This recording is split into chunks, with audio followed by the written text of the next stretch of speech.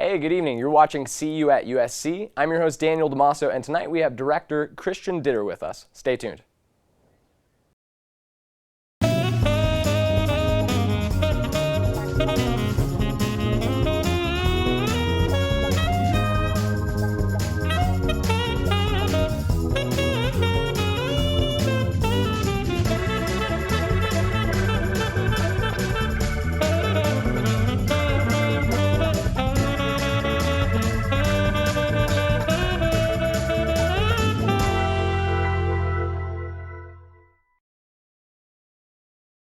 Hey, welcome back to See You. Again, we have director Christian Ditter with us. Thank you for coming on.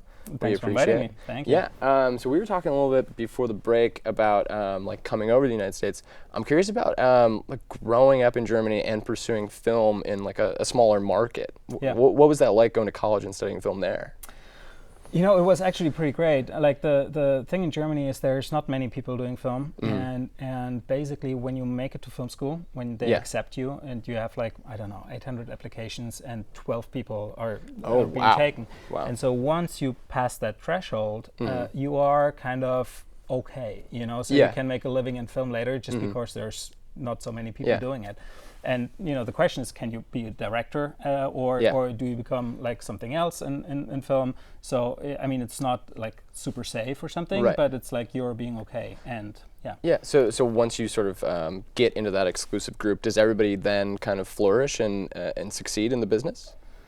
Kind of, yeah. Like most of the people I've been in class with are making movies, and you know, in some capacity, like some are directors. Like a good friend of mine I studied with did like another Netflix show right now in Germany, Dark, and he did a film here, Sleepless Night. And you know, another girl I studied with, Martin Audi, was just nominated for an Academy Award, and they're like my peers. And so I think, you know, everybody's doing quite well. Yeah. It sounds like you got good, successful friends like, that you're coming up with. So growing up as a kid, how what sort of got you interested in film? Like I always, so like we only had 3 TV channels when I grew up, right? Okay. And it was like public service TV basically. And so I always had to go to bed as a kid, like at 9ish, and the movies at TV always started at 8:15. So I never could watch any movies. You never got to the second act. Never got to the second act. Never had a VCR. And then during the holidays, I was allowed to stay up until 9:30. So I always just missed the last 15 minutes of the movies. And so I was allowed to watch TV. And the parents just cut you off right there. And they said, okay, you know what? It's your choice because you know you have to go to bed at 9:30. Right. And you can choose to watch the movie and, you know, end it prematurely or not. So I mean, sometimes they let me see the ending, but you know, that was an exception to the rule. And so I just like got very inventive because I always had to make up my own ending, and this was when I was like little, like, you know, I don't know, 7, 8 years, 10 maybe. And then at some point we got a VCR, but I was older. I was like 10, 12 or something like that, and I grew up in a very, very small town, and I didn't have access to, you know, all the great films that were over there. I didn't know anything about it. So basically in 1 year, I saw Back to the Future, all the Indiana Joneses, Alien, you know, all the making up from his time. Yes, Terminator, everything, you know, all these movies, and was like, you know, like a universe like opening up, and I was like, I want to do this, you know. So and I got hooked. So back at the time where you were missing sort of like the end of the movies and stuff like that, and you were imagining the ends, were you also like writing scripts for like how it ended or what happens next? No, and things like that? I didn't. I never wrote anything at that time. I did that later when I did my German movies. I also wrote them, but at that time I started like 11, 12ish, I would say. I started making short films with my dad's camera, and you know, just out of interest of how it works, and because you know, just for fun basically, was a hobby. Yeah, of course. And then at school, I started then when I was a little bit older, like 14, 15, I started making like proper short films with a beginning, middle, and end, and you know, like some production design and some crappy effects and stuff like that. And so that then got me into like a short film competition. Okay. Which I won at the time. Like I applied for many, but sure. One time I won, and so and that was the first time, like at the award ceremony, where I was like confronted with a real life filmmaker, because like in Germany it's like I grew up on Hollywood movies, from the small town I have, the theater that they had just showed American movies. Sure, yeah, all of your heroes were on the other side of the ocean. All of the heroes were American, and I didn't even know they were German filmmakers. Right. I wasn't even aware. I mean, probably they're doing it, but you don't know any of their films or things like that. Yes, exactly. And I wasn't aware that this is a potential career, and I wasn't aware of you write a script first and then you do a film. I just went out and made films. Right. And so when meeting that professional filmmaker, who was a German guy, he told me, oh yeah, I went to film school in Munich and they teach you writing. And I said, what would I need writing for? and because you don't for a 5-minute film. Sure, but then, So he told me all about that, and then I went home. And I remember coming home, telling my parents, okay, I want to become a professional filmmaker. And they were like, crickets. All right, did you do your homework for tomorrow? And right. So, well, why don't you go to sleep and we'll talk about it tomorrow. Exactly. What were some of your earliest short films about? What kind of topics did you like to explore? So basically, the early short films were just like replays of films I liked, or variations of that. So I do remember making a short film about a car that had a conscience and was it was super cheap. It was like a remote car, like an RC car. And you just zoom in on it. Exactly. And that was basically like Knight Rider, right? Right, exactly. It had a life of its own, but it was like just me with the camera, and my sister with the remote control, trying. And so that was something. And then I did like riffs on Back to the Future and stuff like that. Right. So it was like. Very unoriginal stuff, but fun. Yeah. Did you always like being behind the camera, or did you dabble in acting and things like that? No, I did do that out of need sometimes because everybody was fed up and was like, oh my God, no, leave us alone with your film and stuff. And so I suck in front of the camera, and so I didn't pursue. I think you're doing fine right now. You're doing it's like no. Yeah. So when you got to college, what were some of your favorite things that you got to finally learn about? Or what was something new that you had no idea was even part of the business? Or? Well, for me, it was never a business before, but just hobby, and just the thing that, all right, sit down now and write the story you want to tell instead of just grabbing a camera and go. Right? Sure. So that's the thing. Then how we learned the first year we were entirely on film, film material, and for our first film we got 4 rolls of film, so 4 rolls of 35 millimeter film, which were 4 minutes each. And so either you do 1 take for everything and have a 16-minute film, or you can do 2 takes and have an 8-minute film. But this is all we got. And it's all on hard film. It's not digital or anything all on like hard that. film, and we had to edit on with scissors and Scotch tape and on a Steenbeck editing table and all that stuff. So and that forced us to really think very hard about every decision. Yeah, because you couldn't waste any time. Before it's like a Pixar movie nearly. You have to really and then you say action and plan it and rehearse it and everything else. Yeah. And actually, what we did is we said action before we did the slate. So because we didn't want to waste the time of saying action while the film was rolling already. So we had sound and everything. We said action, and then the slate was and that was just right after action. The slate was And so I just learned a lot of, what actually is the process of filmmaking. And then also being in film school, what I really enjoyed is yes, I directed 1 short film, but on 1 short film I was DP, on 1 short film I was the boom operator. Yeah, so you're sort of seeing all sides of it. Yes. So right out of college, some of your first jobs were writing or directing for children's shows in Germany, right? Yes. What you've worked on a lot of dramas, or a lot of different genres. But how did you get started in kids films? That kind of came to me. So I the first film I made was my graduation film at film school, which was a 90-minute film, and it wasn't a kids film. It was a culture clash comedy with teenage protagonists. So they were 15, 16ish, right? Yeah. And that got picked up for distribution, which was great. And from that, I got offered some things, and one of that was my my favorite kids book. It's a kid that I read as a kid when I was a kid, and which is very famous in Germany. It's like the German Goonies, basically. Okay. And so I always loved that, and the reason they offered it to me is because they said, well, if you can handle 15-year-olds, you can handle 10-year-olds, So and so I made that, and was a dream come true and great project, and that led to a sequel, and then the sequel led to a third installment, which I didn't direct anymore, but wrote and produced. Right. And then I went on to like another bigger kids film, like a big comic book adaptation, and I got that because they said, oh, he did 2 films with kids before, so let's hope he doesn't. And these films are basically just being distributed inside Germany. Yes, and very local domestic films. They are local films financed locally, distributed domestic, like just in Germany and Switzerland and Austria. And like they've been shown in many parts of the world, but like on festivals and stuff. So they didn't get distribution anywhere else.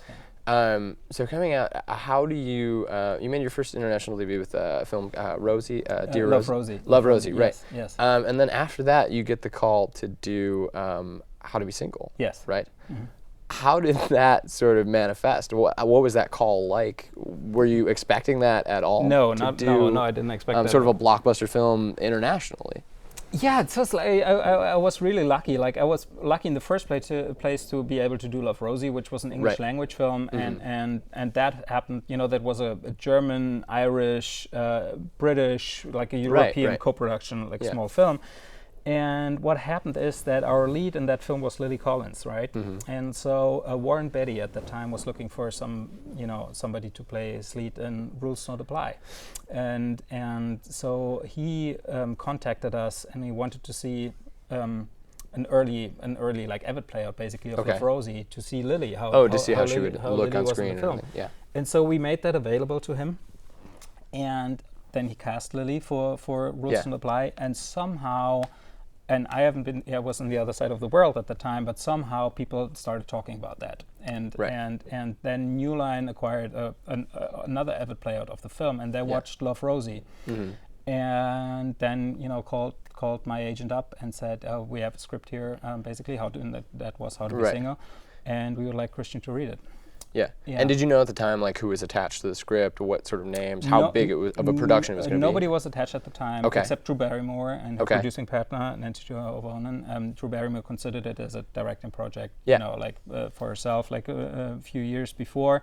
But no actors, nobody was attached yet. Really? So, so at that point, you get the call to do it. You like the script. How does that sort of go forward? I mean, are you all of a sudden packing your bags to come to New York? It was really funny. Like, now I was in LA at the time doing ADR with Lily for Love Rosie. Okay. And so I was here when the call came, and so they said, "Can we meet?" And nobody says, "Hey, here's a check. Do you want to film? We've never seen you." So and I read the script overnight, and because I had to leave like the next day back for Germany, and I said I can read it really quickly and I can meet tomorrow.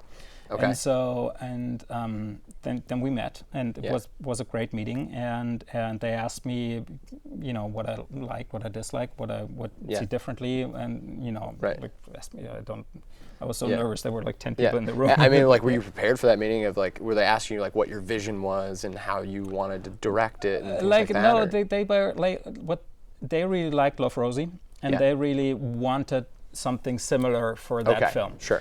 And so I didn't go in with boards or with the rip reel or whatever you hear from other directors. I didn't even have the time to prepare that, and they knew that, so it was like it was a very short notice thing.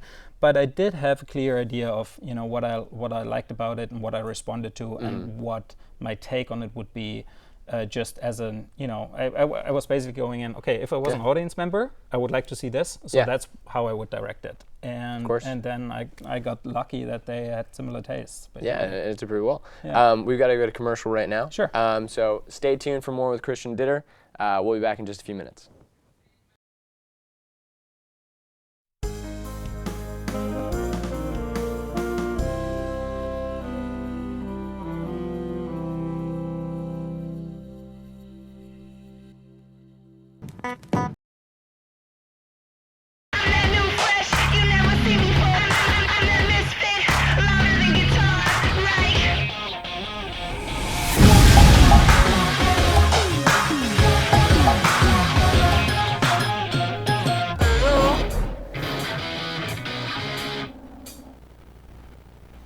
So you just watched the new teaser trailer for Girlboss. That's Christian's new show on Netflix.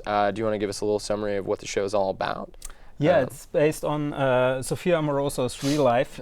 So she wrote a New York Times bestseller, Girlboss, and which is a very funny and inspiring book. And so Kay Cannon, the showrunner. Yes. Pitch Perfect. Yes. Yeah. And so she wrote an amazingly funny pilot script and then an entire series together with the writer's room. And I read that script, and I knew her from How to Be Single. She was like playing a little part in How to Be Single, and so I just loved it. And we said, let's do this together. Yeah. What about the narrative made it better for a series rather than like a feature-length film? Well, that's an interesting question. Like in general, I think with every story, and I think with Sophia's story in particular, it's like, everybody just knows, okay, she was a dumpster diver, and now she's a millionaire, and now her company filed for Chapter 11 actually. So there's a lot of ups and downs in her life, and it's just, it's so rich what has been happening to her in the last 10 years that cramming that into a film would have like really truncated it a lot. And it's really interesting, I think, to see her character grow over the course of several episodes and hopefully also several seasons. And it's just like more of a long-term narrative, I think. Yeah, of course, you get to see the character grow a little bit more, over time. How long in terms of like real years did the show span? At least this first season. First season is about like roughly 2 years. So it's about where she started and until she gets her her story is she has an eBay page and then she gets kicked off of eBay and then she like founds her own site and I don't want to give away too much, but this is roundish where it ends. Then. How did this project fall into your lap? What was the arc of that? Kay Cannon, who was our showrunner, she had like a small part in How to Be Single. So if you want to watch the movie again, and one of the very first scenes is actually the scene where Leslie Mann's character gets introduced. Kay is playing like the woman giving birth. So we had like a scene with her where she was like just screaming at the top of her lungs, and she did that for a day or something, or half a day. And so our mics, they were peaking. They were peaking, and so we had to ADR the entire thing. So she had to come in again and do all the screaming in again. Like a sound booth. In a sound booth, yes.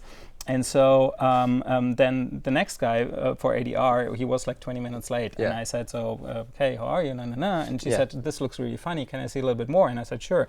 And so we played into the first 20 minutes of the movie until the next guy came.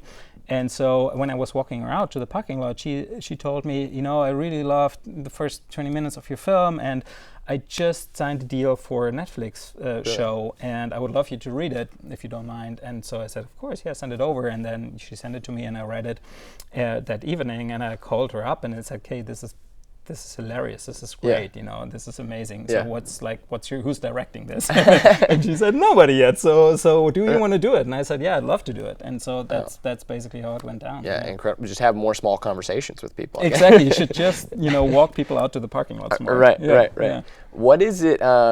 You've gotten to work in a lot of different genres. What is it?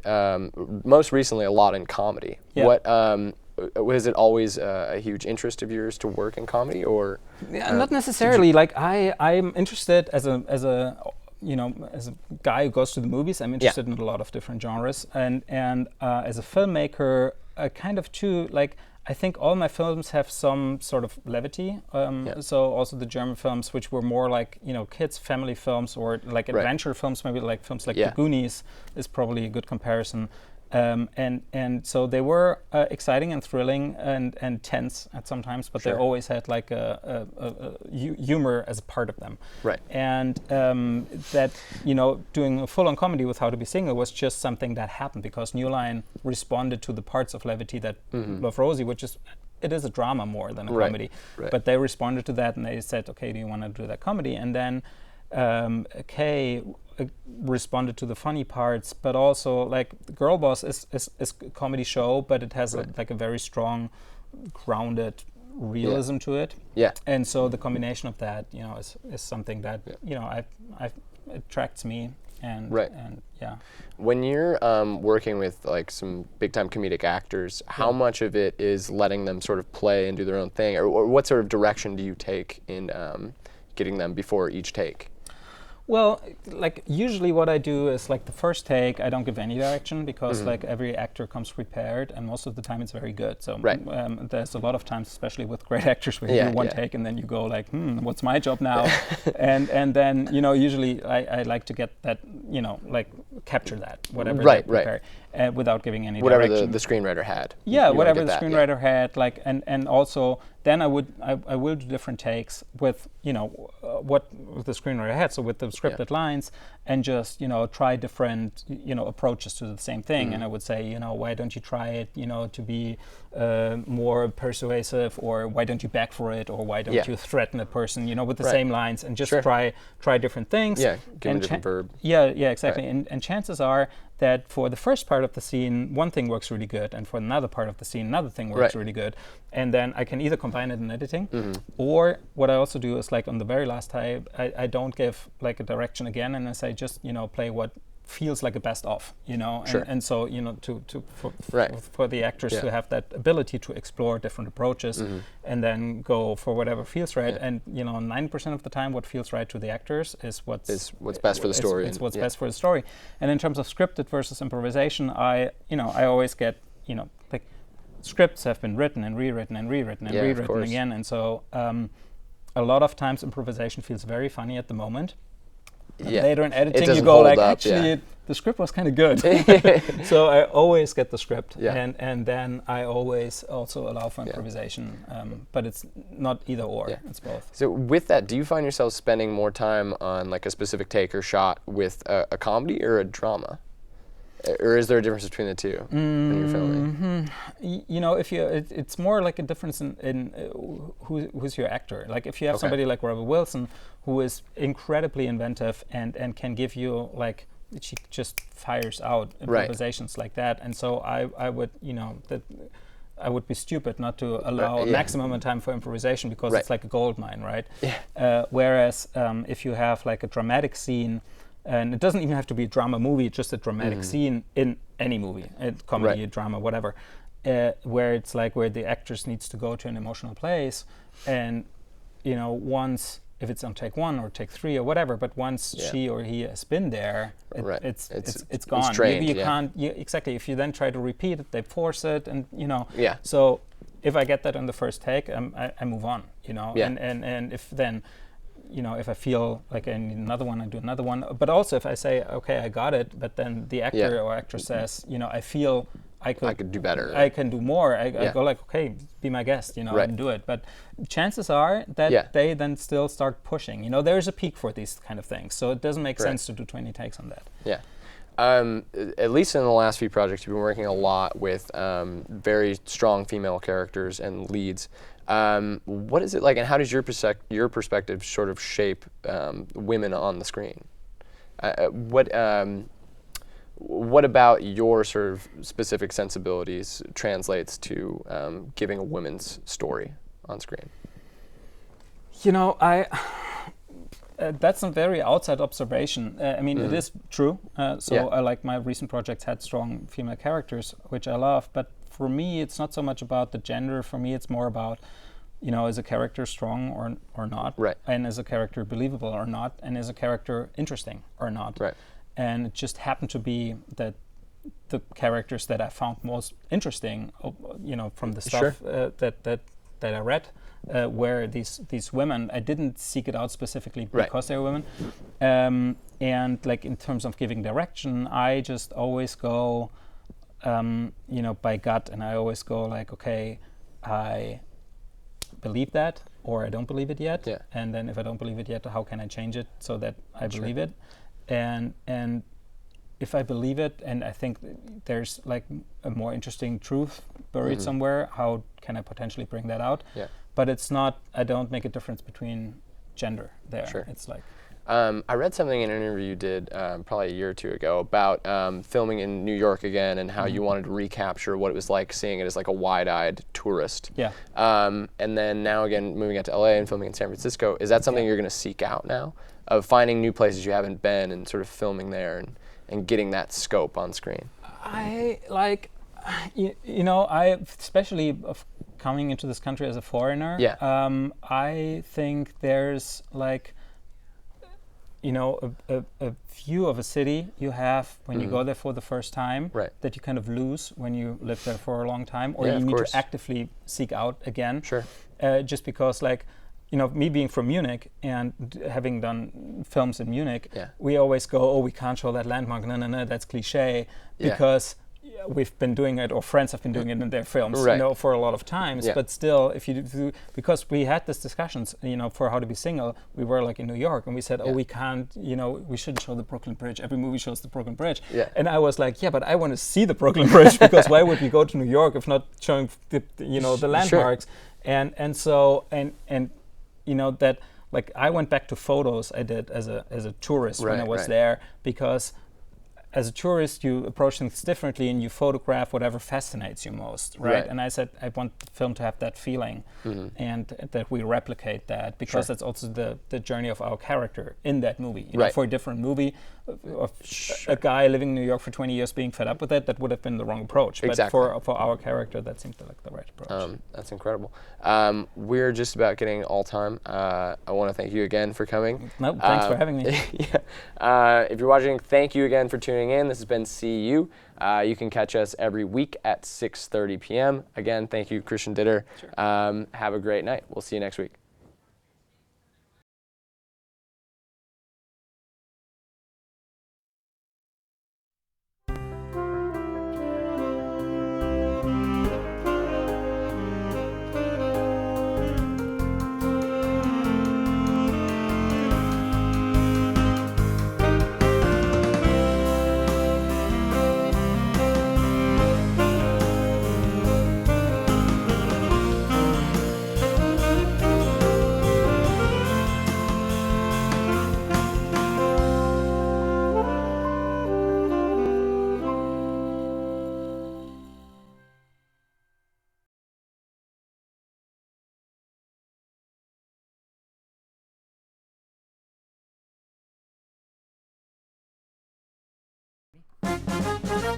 Here's the story of a TV manager who had a team to help out with the station.